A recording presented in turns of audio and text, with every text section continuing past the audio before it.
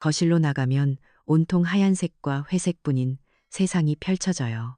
서연이가 유명한 디자이너라 그런지 집안 곳곳에 돈 들인 티가 역력하죠. 대리석 바닥은 거울처럼 반짝이고 소파는 구름처럼 푹신해 보이지만 왠지 모르게 앉으면 안 될 것 같은 기분이 들어요. 제 몸에 밴 세월의 흔적이 이 깨끗한 공간을 더럽힐 것만 같아서요.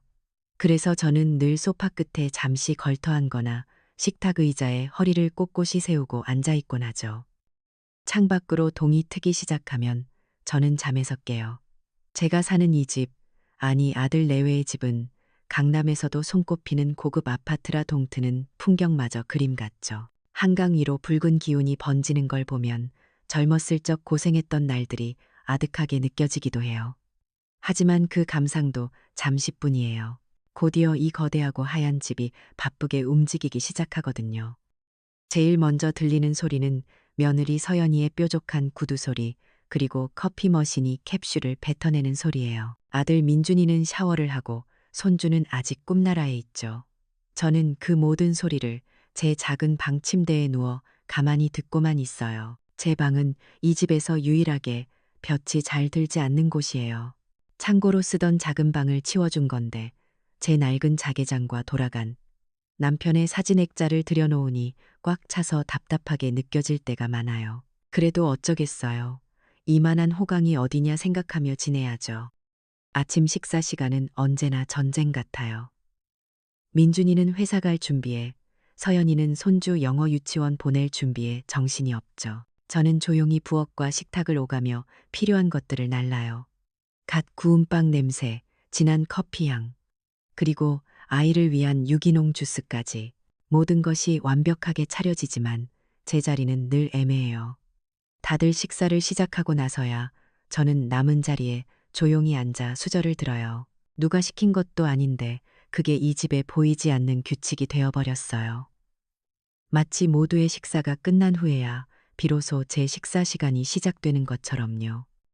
식사가 끝나면 설거지와 뒷정리는 당연히 제 몫이죠.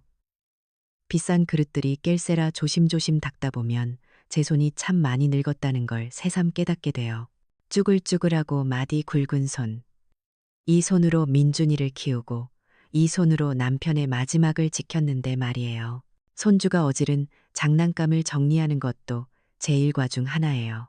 블록을 색깔별로 정리하고 인형들을 제자리에 앉히면서 저는 생각에 잠겨요.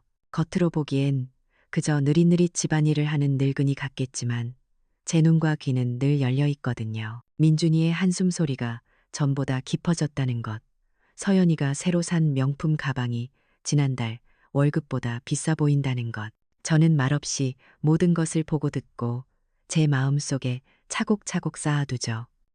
어느 날 오후였어요. 저는 거실 구석에서 손주 옷에 떨어진 단추를 달고 있었죠. 서연이가 거실 한가운데서 친구와 영상통화를 하고 있었어요. 화면 속 친구에게 집 구경이라도 시켜주는지 휴대폰을 이리저리 비추더군요. 그러다 제 쪽을 슬쩍 보더니 웃으며 말했어요. 여기는 좀 어머님이 계셔서 내 맘대로 확 바꾸질 못했어. 아무래도 취향이라는 게 좀 다르잖아? 나도 북유럽 스타일로 싹 다 바꾸고 싶은데 어쩔 수 없지 뭐. 그 말이 비수처럼 날아와 제 가슴에 밝혔어요. 저는 그저 이 집의 풍경을 해치는 낡은 가구 같은 존재일 뿐이었던 거죠. 그날 밤에는 민준이가 식탁에 앉아 우편물을 확인하다 말고 깊은 한숨을 쉬었어요. 재산세 고지서를 보고 있는 것 같았죠. 아휴, 이 집 유지비도 정말 만만치가 않네.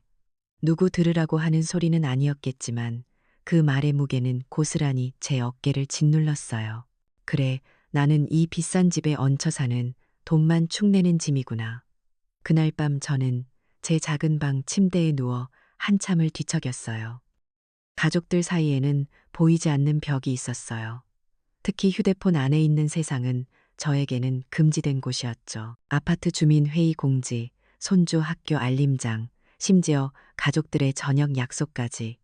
모든 중요한 이야기는 카카오톡 단체방이라는 곳에서 오고 갔어요. 물론 저는 그곳에 없었죠. 한 번은 손주가 물어본 적이 있어요. 할머니는 왜 우리 카톡방에 없어? 그러자 서연이가 아이 머리를 쓰다듬으며 아주 상냥한 목소리로 말했죠. 할머니는 이런 거 복잡해서 머리 아프시댔어.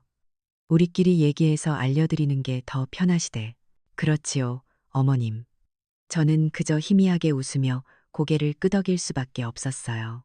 복잡해서 싫은 게 아니라 그 안에 들어가는 법을 아무도 알려주지 않았을 뿐인데 말이에요. 저는 그렇게 가족의 일상에서, 대화에서, 그리고 삶에서 체계적으로 지워지고 있었어요. 그 벽이 가장 높고 단단하게 느껴졌던 건 며칠 전 저녁이었어요. 오랜만에 온 가족이 식탁에 둘러앉아 화기애애한 분위기였죠. 알고 보니 다들 여름휴가 계획을 짜고 있더군요. 서연이가 태블릿 PC로 멋진 해외 리조트 사진을 보여주자 민준이와 손주가 환호성을 질렀어요. 그 웃음소리 속에서 저는 섬처럼 외로웠어요. 한참을 망설이다 아주 작은 목소리로 용기를 내어 말했죠. 얘들아, 올해는 다 같이 고향에 한번 내려가는 건 어떻겠니? 내 아버지 산소에도 가보고. 제 말이 채 끝나기도 전에 서연이가 과장되게 웃으며 말했어요. 어머니도 참 농담도 잘하세요. 요즘 세상에 누가 그런 촌스러운 데로 휴가를 가요? 비위생적이고 불편하고 애들한테도 안 좋아요. 순간 식탁에는 정적이 흘렀어요. 저는 저도 모르게 민준이를 쳐다봤죠. 아들은 제 눈을 피한 채 그저 어색하게 어깨를 으쓱할 뿐이었어요. 아내의 말에 반박하지 않는 것, 그것은 침묵의 동의였죠. 그 순간 깨달았어요. 저는 이 가족의 계획 속에, 미래 속에 존재하지 않는다는 것을요. 저는 그저 과거에 묶여 있는, 치워버리고 싶은 낡은 유물일 뿐이었어요. 그날 이후 저는 더 이상 아무 말도 하지 않았어요. 제 작은 방으로 돌아와 문을 닫으니 집안에 울려 퍼지는 가족들의 즐거운 웃음소리가 마치 다른 세상의 소리처럼 아득하게 들려왔어요. 보이지 않는 벽은 이제 제 숨통을 조여올 만큼 거대하고 단단해져 있었습니다. 휴가 이야기가 나온 그날 밤 이후로 집안의 공기는 더욱 차가워졌어요. 아들 민준이는 제 눈을 마주치지 못했고 며느리 서연이는 보란 듯이 저를 없는 사람 취급했죠. 그 애가 쌓아올린 보이지 않는 벽은 이제 손에 만져질 것처럼 단단하고 차갑게 느껴졌어요. 제 숨통을 조여오는 그 벽 앞에서 제가 할 수 있는 일은 아무것도 없었죠. 그래도 저는 손주 녀석을 보며 마음을 다잡곤 했어요.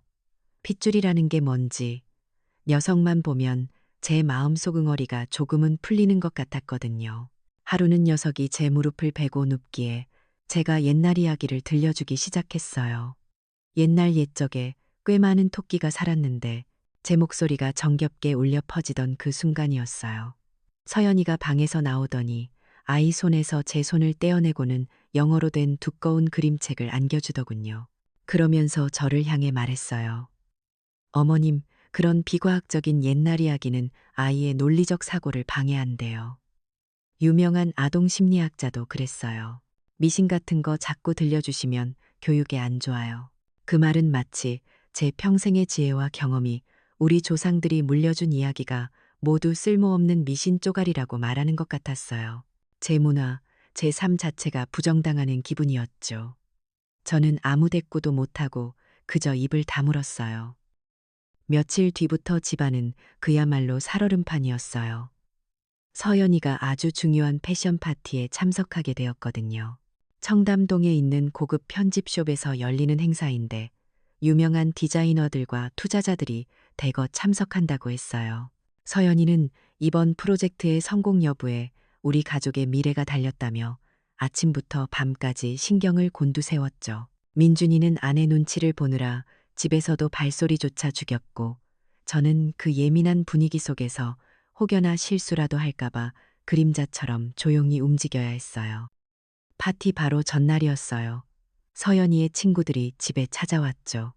저는 그래도 손님들인데 싶어서 제 딴에는 정성껏 다과상을 준비했어요.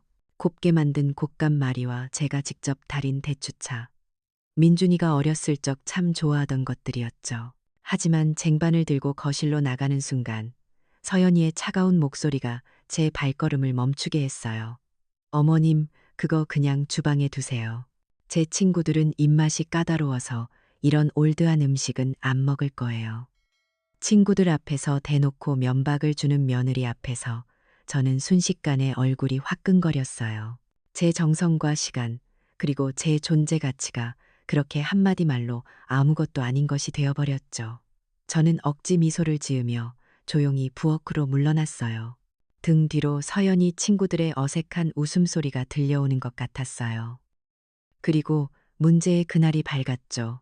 파티 당일, 서연이는 아침부터 미용실에 다녀와 완벽하게 치장을 하고 있었어요. 제가 보기에도 참 곱고 예뻤죠. 저는 하루 종일 집안을 쓸고 닦고 저녁 식사 준비까지 마치고 나니 온몸의 기운이 쏙 빠지는 것 같았어요. 잠시 소파에 앉아 지친 몸을 추스르는데 서연이가 방에서 눈부시게 하얀 실크 블라우스를 들고 나왔어요.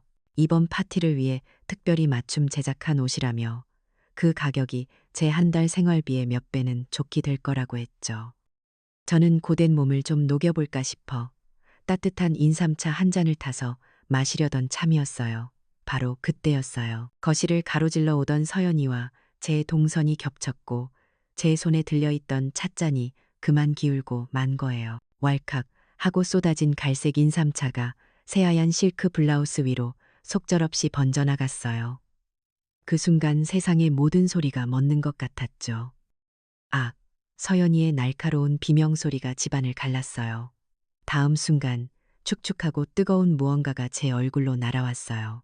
서연이가 얼룩진 블라우스를 벗어 제 얼굴에 그대로 던져버린 거였죠.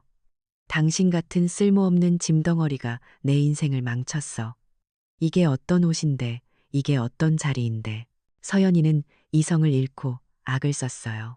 그 소리에 놀란 손주가 울음을 터뜨렸고 방에서 뛰쳐나온 민준이는 상황을 보더니 저를 향해 소리쳤어요.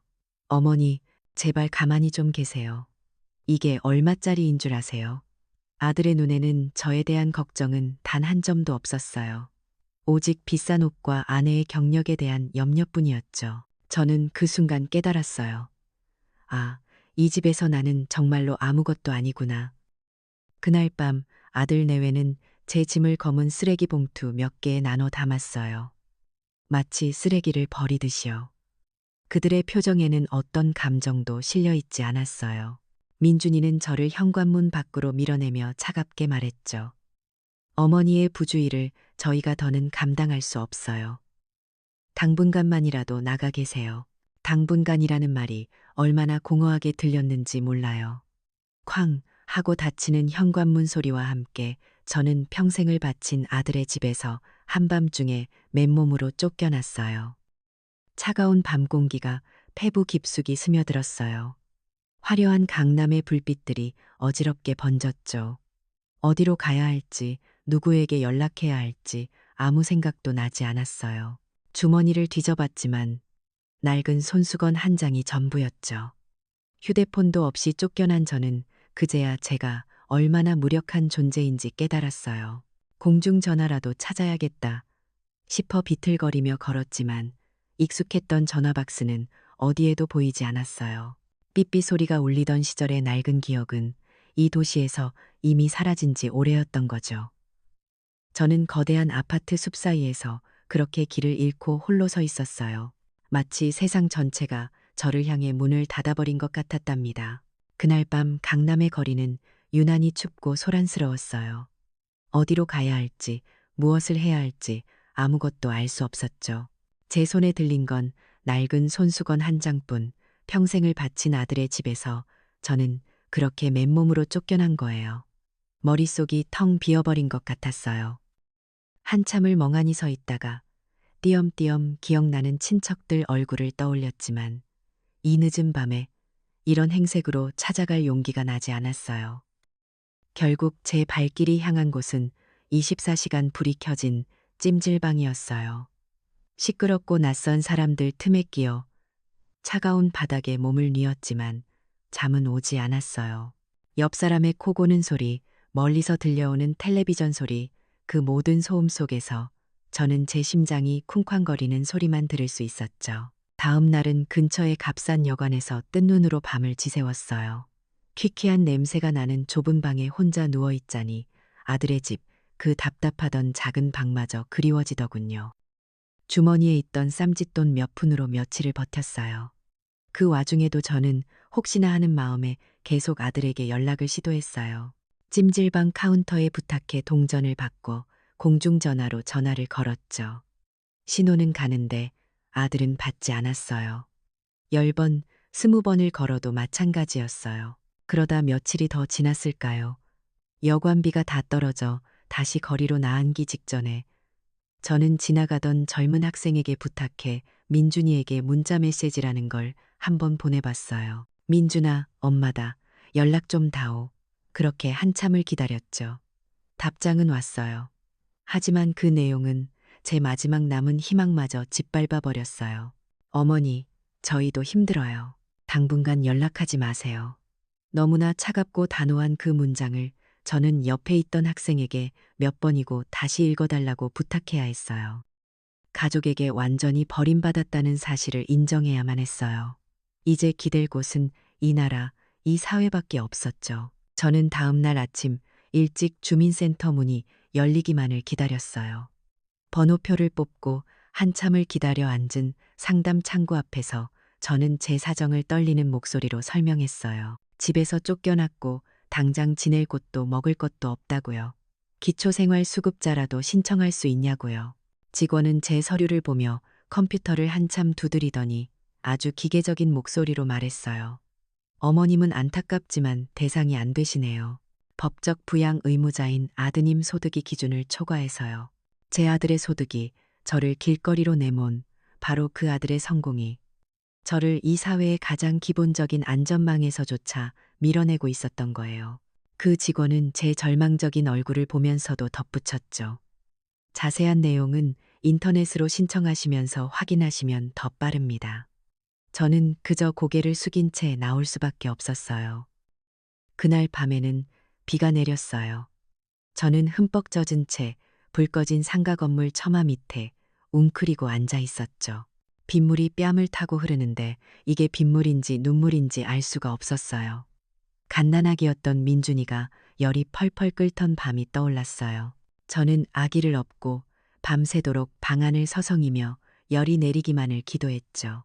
아들의 성공을 위해 식당 허드레실도 마다하지 않았던 제 젊은 날, 거칠고 부르튼 손을 보며 그래도 민준이만 잘 되면 된다고 다짐했던 수많은 밤들이 스쳐 지나갔어요. 제 평생이, 제 모든 희생이 이렇게 차가운 빛 속에 버려지기 위함이었을까요? 처절한 울음이 터져 나왔지만 아무도 들어주는 이 없는 텅 빈 거리에서 그 울음소리는 빗소리에 묻혀 사라져갔어요. 이대로 죽을 수는 없었어요.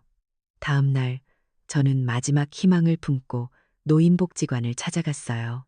상담사는 제 이야기를 한참 듣더니 안타깝다는 표정을 지었죠. 하지만 그녀가 내놓은 해결책은 제 가슴을 더욱 답답하게 만들었어요. 어머님, 그래도 가족 문제는 가족끼리 대화로 푸시는 게 가장 좋아요. 아드님 댁으로 다시 돌아가셔서 저는 힘없이 고개를 저었어요. 이 사회는, 이 시스템은 제 고통을 그저 가족 내부의 문제라고 선을 그어버리고는 더 이상 들여다보려고 하지 않았어요. 세상은 그렇게 저를 향해 모든 문을 굳게 닫아버렸죠. 더 이상 서울에 미련이 없었어요. 모든 희망을 잃은 저는 고속버스 터미널로 향했어요.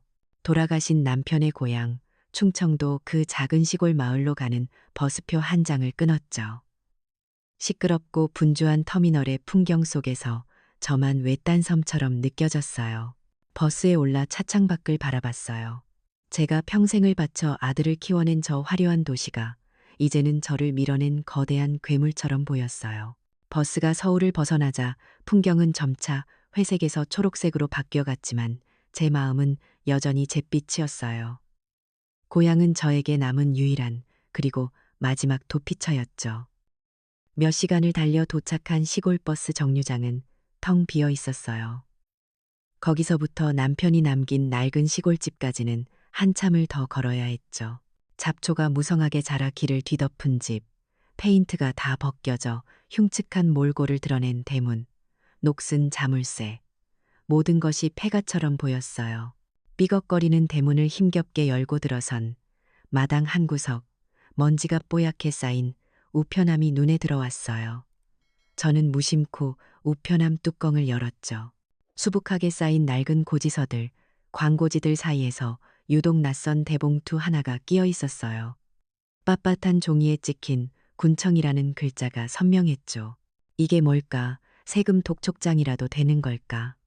저는 아무 생각 없이 그저 기계적으로 봉투를 뜯기 시작했어요. 그 순간에는 몰랐어요. 굳게 닫힌 줄만 알았던 세상이 아주 작은 틈을 제게 보여주려던 참이었다는 것을요. 떨리는 손으로 굳게 봉해진 대봉투를 뜯었어요. 제발 세금 독촉장만 아니기를, 이 낡은 짐마저 뺏기지 않기만을 바랐죠. 찢어진 봉투 사이로 빳빳한 종이 몇 장이 모습을 드러냈어요. 내용은 온통 어려운 한자와 딱딱한 행정 용어들 뿐이라 눈에 잘 들어오지도 않았어요. 국토계획, 스마트 신도시, 토지 수용. 무슨 말인지 하나도 모를 단어들 사이를 헤매던 제 눈이 한 문장에 그대로 멈춰섰어요. 스마트 신도시 개발 사업에 따른 토지 수용 및 보상금 안내. 그리고 그 아래 제 심장을 먹게 만든 숫자들이 적혀 있었죠. 1, 10, 100, 1000, 만. 저는 저도 모르게 입 밖으로 소리를 내며 손가락으로 숫자를 세고 있었어요. 공이 몇 개인지 셀 수도 없을 만큼 길게 늘어선 숫자들. 그 끝에 적힌 글자는 100억 원이었어요. 100억 원. 제 평생 만져보기는커녕 상상조차 해본 적 없는 돈이었죠. 이게 꿈인가 싶어 제 볼을 꼬집어 봤어요. 아팠어요. 이건 꿈이 아니었어요. 그제야 이 종이에 적힌 땅이 어디인지 기억이 났어요. 돌아간 남편이 입버릇처럼 말하던 산빛 아래 붙은 쓸모없는 밭대기. 당장 먹고 살기도 힘든데 왜 그런 쓸모없는 땅을 사느냐고 제가 타박을 주면 남편은 그저 허허 웃으며 말했죠. 이것도 다 우리 민준이 잘 되라고 하는 거지. 나중에는 다 쓸모가 있을 게야. 남편이 세상을 떠난 후에도 저는 그 말을 잊지 못해 꼬박꼬박 세금을 내왔어요. 남편에 대한 그리움, 그가 남긴 마지막 흔적이라는 생각에 바보같이 미련을 버리지 못했던 거죠. 그런데 그 쓸모없던 땅이, 제 미련하고 성실했던 세월이, 그리고 저를 먼저 떠난 남편의 지혜가 이제야 저에게 말을 걸어오고 있었어요. 이것은 남편이 저에게 남긴 마지막 사랑이었고 제 서러운 인생에 대한 하늘의 보상이었어요.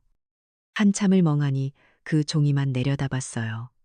기쁨보다는 두려움이 앞섰어요. 이렇게 큰 돈을 세상 물정 모르는 늙은 제가 어떻게 감당해야 할까요? 아들 내외의 얼굴이 떠올랐지만 이내 고개를 저었어요. 그들에게 이 사실을 알리는 순간 이 돈은 더 이상 제 것이 아니게 될 거라는 걸 직감했거든요.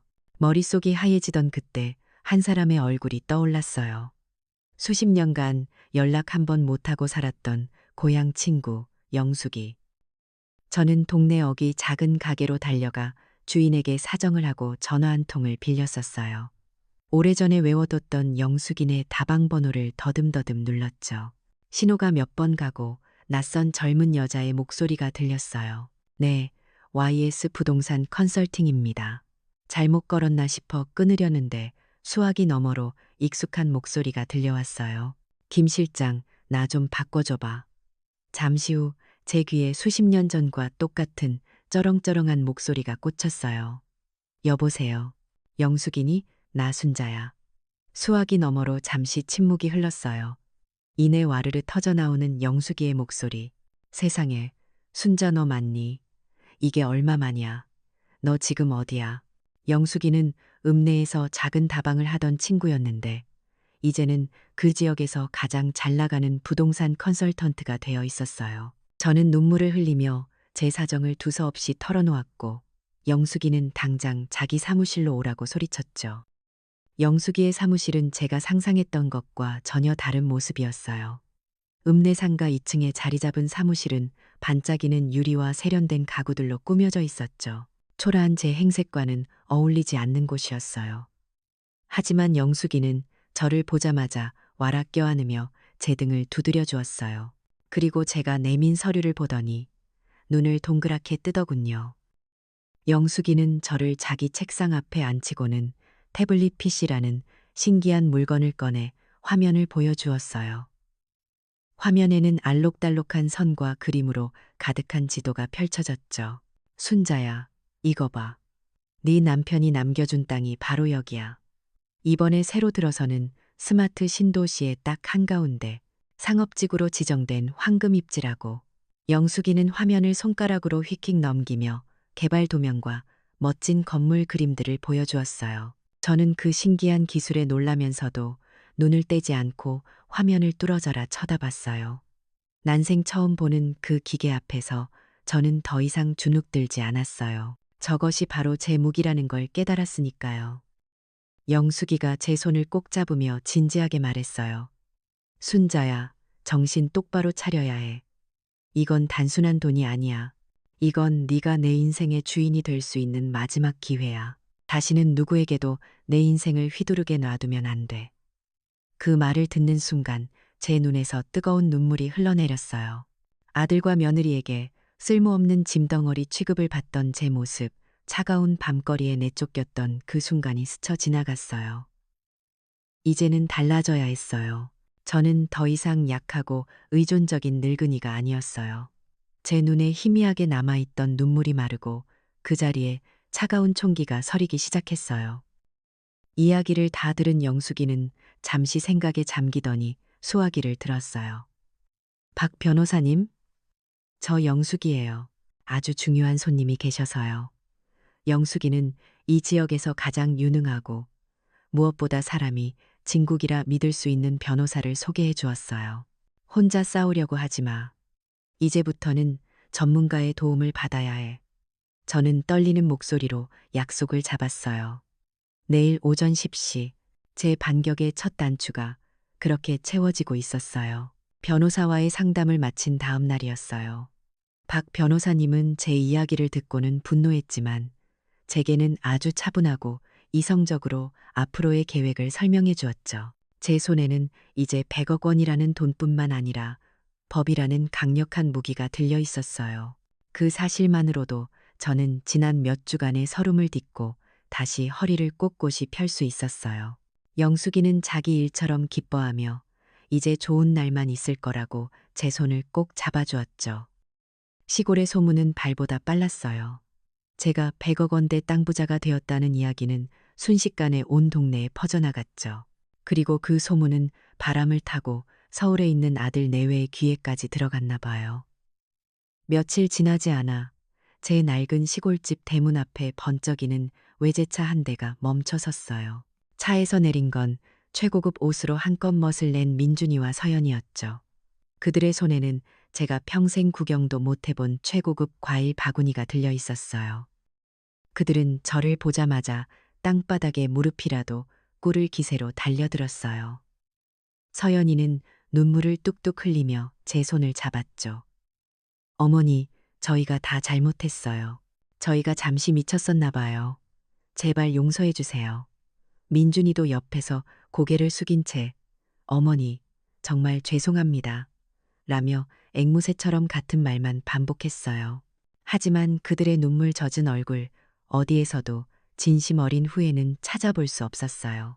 그들의 눈동자는 제 얼굴이 아닌 제 등 뒤에 있을 보이지 않는 100억 원에 고정되어 있었거든요. 한바탕 눈물 연기가 끝나자 서연이가 조심스럽게 서류 봉투 하나를 내밀었어요. 어머니, 이렇게 큰 돈은 혼자 관리하시기 위험해요. 저희가 안전하게 관리해 드릴게요. 여기 위임장에 도장만 찍어주시면. 그 순간 제 안에 무언가가 차갑게 식어버렸어요. 역시나 이 아이들은 변하지 않았구나. 저는 그 서류를 밀어내며 조용히 하지만 제 평생 가장 단호한 목소리로 말했어요. 이제 내 것은 내가 알아서 한다. 제 말에 두 사람의 얼굴에서 거짓 눈물과 미소가 싹 가시는 것을 저는 똑똑히 보았답니다. 재판날이 밝았어요. 작은 지방 법원 방청석은 동네 사람들과 소문을 듣고 찾아온 지역 신문 기자들로 가득 차 있었죠. 민준이와 서연이는 승리를 확신하는 듯 의기양양한 표정으로 변호사 옆에 앉아 있었어요. 제 심장은 금방이라도 터져 나올 것처럼 미친 듯이 뛰었죠. 하지만 제 옆에 앉은 박 변호사님은 제 어깨를 두드리며 나직이 말했어요. 어머님, 이제 황후의 귀환을 보여줄 시간입니다. 회유가 실패하자 그들은 본색을 드러냈어요. 며칠 뒤 법원에서 온 등기우편 하나가 제게 배달되었죠. 아들 박민준이 친어머니인 저를 상대로 소유권 이전 등기 청구 소송을 제기했다는 소장이었어요. 그 내용은 기가 막혔죠. 어머니 김순자는 이미 오래전 해당 토지를 아들인 저에게 증여하기로 약속하셨습니다. 그 증거라며 제출한 낡은 토지양도 계약서에는 제 도장이 선명하게 찍혀 있었어요. 아, 그제야 기억이 났어요. 몇 해 전 민준이가 사업 자금이 급하다며 눈물로 호소하기에 제가 인감 증명서를 떼어주었던 일이요. 제 마지막 믿음과 모성애를 아들은 가장 잔인한 방식으로 되갚아주고 있었어요. 집에서 쫓겨났을 때보다 더한 하늘이 무너지는 듯한 배신감에 저는 그 자리에 주저앉아 한참을 울었어요. 이어서 증인석에는 양심적인 개발자 한 분이 섰어요. 그는 아들 부부가 신도시 개발 정보를 미리 빼내기 위해 자신에게 여러 차례 접근했으며 그 과정에서 어머니 땅은 어차피 우리 것이 될 것이라고 공공연히 말하고 다녔다는 사실을 증언했어요. 상황은 완전히 저희 쪽으로 기울었죠. 마지막으로 제가 증인석에 섰어요. 떨렸지만 두렵지는 않았어요. 저는 판사님을 똑바로 바라보며 제 삶을 담담하게 이야기했어요. 제가 어떻게 민준이를 낳아 키웠는지, 남편을 여의고 홀로 어떤 고생을 하며 아들을 지켜왔는지, 그리고 어떻게 그 아들의 집에서 찢어진 비단옷과 함께 쫓겨나야 했는지를요. 제 목소리는 울먹이지 않았어요. 그저 제 삶의 진실을 이야기했을 뿐인데 법정 안은 물을 끼얹은 듯 숙연해졌고 방청석 곳곳에서 훌쩍이는 소리가 들려왔어요. 판결은 길지 않았어요. 판사님은 아들 부부의 청구를 기각하고 문서 위조 및 사기 미수 혐의에 대해 검찰에 정식으로 수사를 의뢰하겠다고 선언했어요. 어머니에 대한 자식의 도리를 저버린 행위는 법 이전에 인간으로서 용납될 수 없습니다. 망치 소리가 법정을 울리는 순간 민준이와 서연이의 얼굴은 잿빛으로 변해 있었어요. 저는 천천히 법정 밖으로 걸어 나왔어요. 눈부신 햇살과 함께 수많은 카메라 플래시가 터졌죠. 저를 기다리고 있던 동네 사람들과 영숙이가 제게 다가와 말없이 저를 안아주었어요. 저는 더 이상 쫓겨난 늙은 할머니가 아니었어요. 제 존엄과 권리를 되찾은 한 사람의 인간 김순자였죠. 저는 굳게 입을 다문 채 저 멀리 경찰의 조사를 받기 위해 끌려가는 아들의 뒷모습을 바라보았어요. 제 마음속에서는 복수심을 넘어선 아주 차갑고도 단단한 무언가가 자라나고 있었답니다. 재판에서 이긴 후 세상은 온통 제 이야기뿐이었어요. 신문과 방송에서는 불효자식에게 승리한 어머니라며 제 사연을 대서특필했죠. 하지만 저는 조금도 기쁘지 않았어요. 법정 밖으로 끌려가던 아들의 잿빛 얼굴이 자꾸만 눈앞에 어른거렸거든요. 박 변호사님과 영숙이는 당장이라도 아들 내외를 문서 위조와 사기 미수 혐의로 형사 고소해야 한다고 했지만 저는 차마 그럴 수가 없었어요. 며칠을 뜬 눈으로 밤을 새우며 고민했어요. 제게 그토록 끔찍한 짓을 저지른 아들이었지만 그래도 제 배 아파 낳은 하나뿐인 자식이었습니다. 죽은 남편의 얼굴이 떠올랐어요. 그래도 내 애비가 남긴 하나뿐인 핏줄인데 결국 저는 변호사님에게 고소를 잠시 미뤄달라고 부탁했어요. 어쩌면 이번 일을 계기로 민준이가 진심으로 뉘우치고 용서를 구하지 않을까 어미로서의 마지막 미련을 버리지 못했던 거죠. 하지만 그건 제 마지막 그리고 가장 치명적인 실수였어요. 저의 자비심은 아들 내외에게 반성의 기회가 아닌 또 다른 범죄를 계획할 시간과 기회를 주었을 뿐이었어요. 그들은 제가 망설인다는 소식을 듣고는 이것이 자신들의 마지막 기회라고 생각했나 봐요. 그들은 이전보다 훨씬 더 잔혹하고 교활한 음모를 꾸미기 시작했어요. 제가 가진 모든 것을 빼앗기 위해 제 존재 자체를 세상에서 지워버리려는 계획이었죠. 그들은 의사를 돈으로 매수해 제가 알츠하이머, 즉 치매에 걸렸다는 거짓 진단서를 만들었어요. 그리고는 병든 어머니를 보호해야 한다는 위선적인 명분을 내세워 법원에 저를 금치산자, 즉 성년 후견인으로 지정해달라는 신청을 한 거예요. 제 모든 재산을 법적으로 가로챌 수 있는 가장 확실한 방법이었죠. 하지만 그들의 사악한 계획은 모두 제 손바닥 위에 있었어요. 노련한 박 변호사님은 이미 모든 것을 예상하고 있었거든요. 변호사님은 제게 말했어요. 어머님의 망설임이 저들에게는 약점으로 보일 겁니다. 분명 다른 흉계를 꾸밀 거예요. 그리고는 제 시골집 곳곳에 누구도 눈치채지 못할 만큼 작은 초소형 녹음기와 카메라를 설치해 두었죠. 아니나 다를까 그들의 모든 범죄 계획은 고스란히 영상과 음성으로 기록되었어요. 돈에 넘어간 의사와 입을 맞추는 장면, 동네 사람들을 가짜 증인으로 세우려고 공모하는 대화, 그리고 이번 일만 성공하면 저 늙은이 돈은 다 우리 것이라며 의기양양하게 웃는 소리까지 하나도 빠짐없이요. 마침내 결전의 날이 왔어요. 아들 내외는 위조된 진단서와 증인들의 진술서를 들고 제 시골집으로 찾아왔어요. 모든 것이 계획대로 되었다고 확신했는지 그들의 얼굴에는 승리감에 찬 미소가 가득했죠.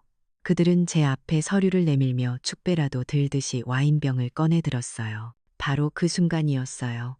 박민준 씨, 윤서연 씨, 사문서 위조 및 무고, 존속 사기, 미수 혐의로 두 분을 체포합니다. 대문이 열리며 박 변호사님과 함께 경찰들이 들이닥쳤어요. 모든 폭풍이 지나간 후 저는 홀로 남았어요. 제 통장에는 100억 원이라는 평생 구경도 못 해본 숫자가 찍혀 있었죠. 하지만 그 숫자는 제게 아무런 기쁨도 주지 못했어요. 그저 아들을 잃은 피눈물의 대가처럼 느껴질 뿐이었죠. 며칠을 멍하니 허공만 바라보던 저는 문득 새로운 사명을 깨달았어요.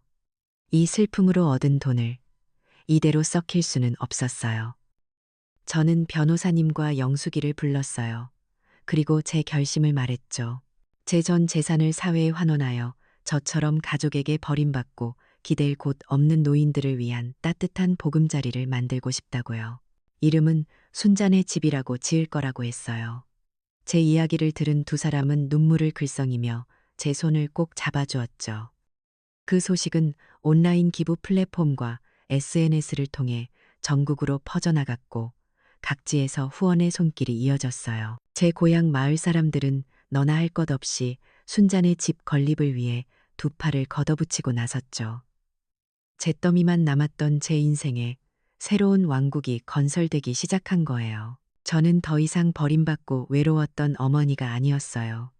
상처 입은 이들을 보듬는 수많은 이들의 어머니, 제 인생의 진정한 주인이자 황후로 다시 태어난 것이었죠. 제 고향의 언덕 위, 순잔의 집에 첫 삽을 뜨던 날, 저는 하늘을 보며 조용히 속삭였어요. 여보, 당신이 남긴 사랑, 이제야 제대로 쓰게 되었네요. 제 얼굴 위로 오랜만에 따뜻한 햇살이 가득 쏟아져 내리고 있었답니다. 김순자 할머니의 삶은 우리에게 보여줘요. 진정한 가족이란 핏줄이 아닌 마음과 존중으로 맺어지는 것이고, 한 사람의 짓밟힌 존엄성이 오히려 세상을 보듬는 더 큰 사랑으로 피어날 수 있다는 것을요. 가장 위대한 복수는 파괴가 아닌 자신의 상처를 넘어 더 따뜻한 세상을 만들어내는 것이었답니다.